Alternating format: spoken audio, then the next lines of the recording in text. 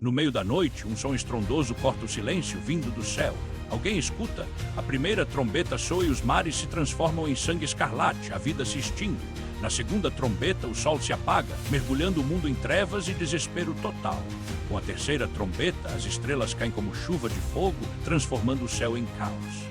A quarta trombeta traz um silêncio aterrador, a consciência do fim inunda os corações aflitos. O povo se reúne, atentos aos sinais dos tempos. A ansiedade paira no ar, tensão crescente. Quando a última trombeta ecoar, uma luz gloriosa se abrirá e um rei majestoso aparecerá. O tempo se dissolverá e a pergunta ficará: você estaria pronto para esse retorno glorioso?